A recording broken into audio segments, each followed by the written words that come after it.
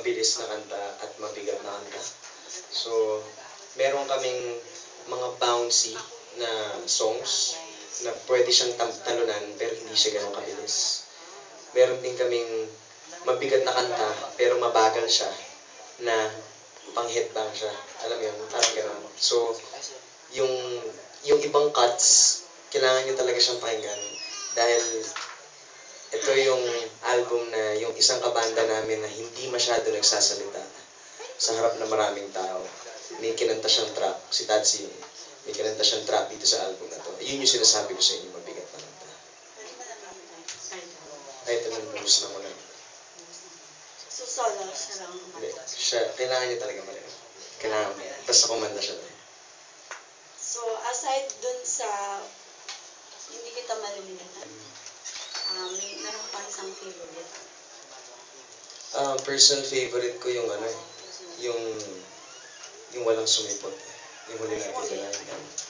Actually, maganda nga siya. Thank you. Thank you, Ate Nat. Thank you so much. Congratulations. Thank you. Punta ka sa talaga. Question? I guess it's for everyone. As a group, kasi di ba sometimes when may recording kayo or meron kayong mga gig, meron minsan wala isa sa mood, merong isang hyper, merong isang mainit ang ulo, or merong isang may pinagdadaanan. How do you manage yung mga personality ng bawat isa? Tapos, do you give like space sa isang pag mainit yung ulo, yung mga ganyan? Paano yung working relationship nyo as a group? Actually, the fact that we formed the band 2005, parang yun palang sinabi na namin sa isa't isa, sa sarili namin na kailangan namin mag-deal sa isa't isa. Hindi biro na makipaghalo ka sa apat pa na tao o sa tatlo pang tao eh. Iba yung personalidad ni Tatsi, ni Aaron, Helen, tsaka sa akin. Pero feeling ko yung pinaka focal point namin sa lahat na nangyari sa recording, sa magagandang gigs, sa mga hindi masyadong masayang gigs, ay hindi masyadong magandang gigs na may bad nights kami, may good nights kami. I think that's what makes us a solid band. Kasi solid yung core namin, which is parang dapat masaya lang kami. Kahit na bad mood sila, basta yung buong grupo masaya sa ginagawa namin, na kaya siya nababad trip sa ikagaganda rin ng recording namin. Okay lang sa amin yun. Actually, nagpo-fall lang siya sa respect eh. Diba? Kung medyo tahimik yung kabanda mo, alam mo yung problema. It's either space or kausapin nyo.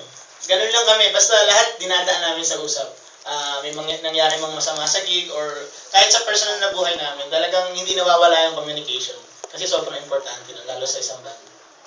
Pamilya kasi kami, yun yung tinuturo namin sa isa't isa.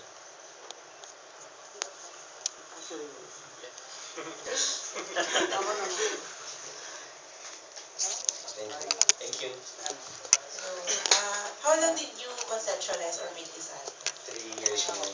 3 years already. Yung buong, meron naging process na hindi namin sinasadya na yun, pero dinaanan namin siya. At tinawid namin lahat yun. Kaya, 3 years in the making, yung songwriting namin, feeling ko, hininog muna siya unintentionally para ma-produce itong kantang to. Yung mga kanta na to sa album. So, yung, Within that years, what's the greatest challenge do you encounter making this album? yun, dun lang sa dami na nangyari na nag-TV kami, nag-BFGF kami dati. I mean, from there, parang naging, I'm proud to say na naging fruitful lahat eh. Alam mo yun, masaya kami na nabigyan kami ng opportunity na gawing medium para mag-promote ng music namin yung showbiz, yung TV. At ginawa namin strength yun. Alam mo yun. So, yung buong process na nag-TV, nag-movies, nag-gigs, nag-tour pa rin lahat. Alam mo yun, na ginawa rin namin yung past albums namin. Alam mo yun, feeling ko lahat yun naging training para magawa namin to, mag-give birth dito sa pinakamaganda naming album na Flower Power. Thank you. Thank you. Just follow up for the 3 years. I just want to know the process. During the 3 years ba, tinapos niyo muna lahat ng songs, lahat ng kanta before you proposed that to a label? Or was there, sa one label lang ba? Was there any other offer? And what made you decide bakit Universal yung pinili You niya? have a very good question. We were planning to go indie nung umpisa. Kasi parang after 3 albums namin sa previous label namin, nag-decide kami na mag-indie muna kasi may nilabas akong project kasama kay BBS na indie lang namin ginawa yun. Pero yung indie in a sense na kami talaga, yung Superstar, yung management namin, yung gumawa ng lahat. So, umabot siya sa point na nagkaroon kami ng major concert sa Aliw Theater dati, yung One Stage, One Night. After nun na sinabi namin na kailangan natin gumawa ng Kalalili album.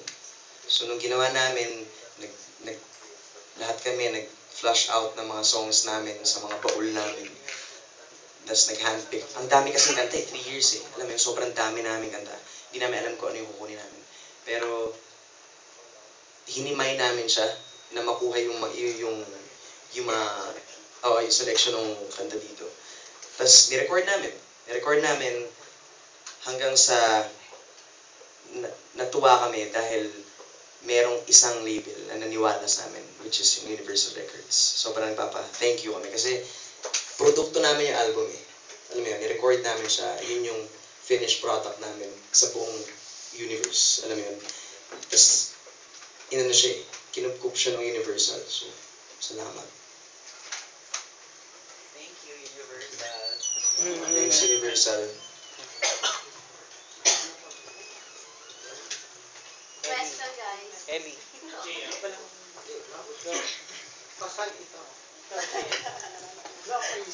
Yes,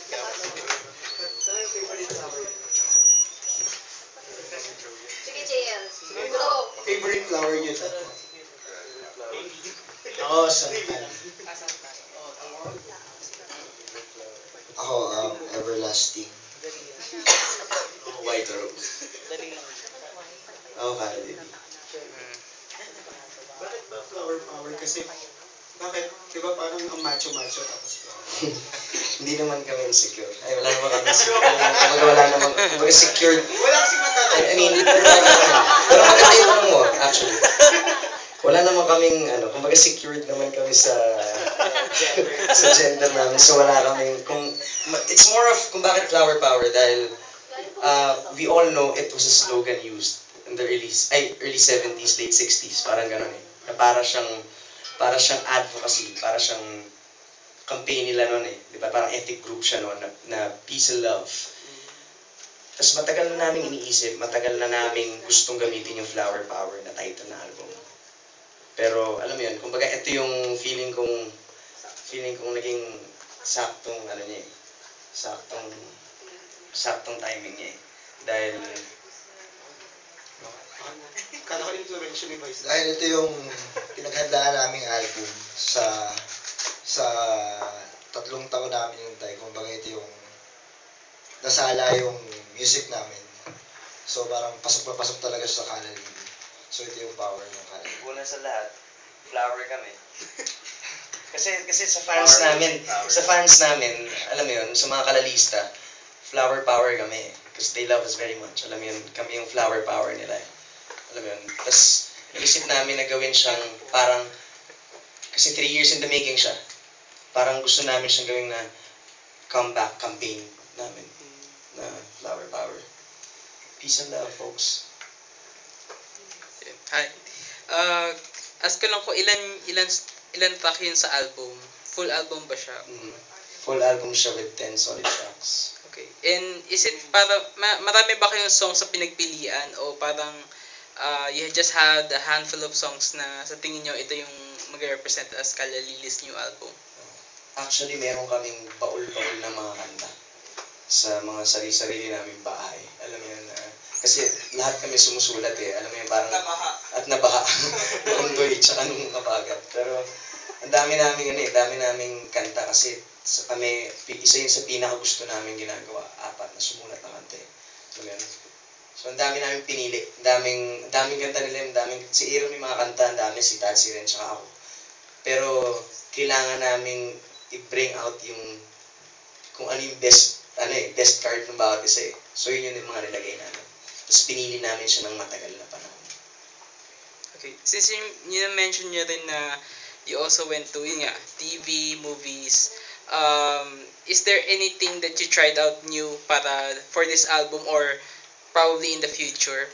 The whole experience ng showbiz, iba na Oh. alam mo yun, nakakaaning na siya eh, alam mo yun. I mean, in all due respect, pero nakakaaning siya in a good way, alam mo yun, na kailangan, ang daming prosesong kailangan daanan eh, yun yung sinasabi namin, na syempre yung pagti-TV, yung paggawa ko rin ng mga pelikula, syempre kailangan din nila mag-sacrifice for that, kailangan nilang sa oras, syempre nahati, alam mo yun. Pero yun yung kagandahan sa amin dahil kailangan nila akong ipahiram muna siguro doon para makita kung ano man yung kailangan kong gawin doon. So ngayon, nag-focus kami na gawa tayo ulit ng album. Buuin ulit natin yung grupo natin na solid. So hindi kami nawala. Pero alam mo yun, kailangan lang namin mag-huddle up. Yun siguro yun. So yun yung nangyayari ngayon. And thank you din sa mga kabanda ko dahil in whatever I did, nandyan sila, inintindi nila ako eh, sa lahat. Thank you. May question from Mr. Mario Dumawan. Nasaan si For Mario Kian. pala? Nasaan ba? Ito na lang. For Kian, anong sekreto daw ng pananatili na inyong grupo considering na nagkaroon ka na ng sariling album? Hindi na secret yun pag sinabi ko. Hindi. Pero,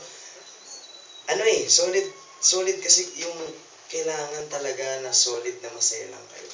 Alam mo yun, na masaya lang kayo sa lahat ng ginagawa nyo. Kasi kami kahit ano pang gawin namin na magbukas na pinto, magbukas na opportunity sa amin, hanggat kaya namin panindigan na masaya kami, gagawin namin yun. So yun na siguro yun, kailangan lang masaya, di ba? Yeah. Masaya lang yun. Any more questions, guys? Sa tatlo, aside from Kian, ano yung ginagawa ninyo kapag hindi kayo kasama? Walang gig yung group. Kasi siya, I'm sure, busy na siya sa iba. Kayo naman. Mas busy yung Busy sa love life. Busy sa amin na yan. Busy ito mga to. May tinayo akong bar near our village. Uy, punta kayo doon. Where's that? Si Ellie sigurado nandun. Anong Monobar, then upstairs na merong tattoo shop. Star Ink yung name naman. So, Star Ink? may tattoo shop, tsaka may Sa Green Park. bar. May tattoo shop kami, mga ng Star Ink. Tsaka nagbenta rin ako ng lupa dito. Sa Green Park. Sa Green Park. Ako busy ako sa family business namin, yung Lala Chocolate. Ay, ikaw yun? Sa album launch, doon ako kayo. Do you get your own chocolate company to sponsor your event? Siya si Willy Wonka. Actually, pwede. Pwede. Tsaka, bukod doon, may isa pang band yung manager namin, which is nag-enjoy talaga ako kasi Kwela, yung banda ni Peggy, nagsisent ako, tsaka nag-handsonic din. So, busy talaga kami. Pag wala ding gig, yan. Pag walang gig, may gig pa rin. Ito, Aaron. busy to sa... Ako, Busy sa Master Baker. Busy ako sa family, sa sa pag-play ng bass. Tapos, paminsan yung aso ko pinaliliguan ko. Tapos, ayun, family business din. Yun lang. Single gang lahat, di ba? Yes. Was there ever a point na nag-away kayo sa isang girl? Hindi. Sa isang Magkakaibang flower nila. flower. Magkakaiba sa magkakaibang flower. All are available. Kaya ako nga tinanong mo yun. Okay, follow-up question dun sa writing. How long does it take for you to write a song? All the songs? Hindi, isang song. Isang upuan lang. Ito yung process yan. Kasi first time namin, kasi sa past 3 albums namin, ang ginagawa namin diskarte pag gagawa ng isang buong record. May kanta ako, ipapasa ko sa banda, ayusin namin yung record na lahat. Pero eto ngayon, mas nag-focus kami dun sa songwriting mismo na first time kami nag-collaborate. Parang collaborative songwriting kami. Kung ano yung kanta ni Tatsi, i-analyze namin kung ano yung ibig sabihin ng kanta niya. Ano yung gusto niya, tinatanong namin siya kung ano gusto message siya iparating mo. Tapos we'll work on that. Na magbibigay din kami ng lyrics. Parang kami may puzzle na laging binubuo. per song. Yun yung ginawa namin. Oo, tapos nagpunta kami pa sa bundok habang sinusulat namin yung mga kanta para iba rin yung hangin. Sa San Mateo, Rizal. Process ka na, Roy.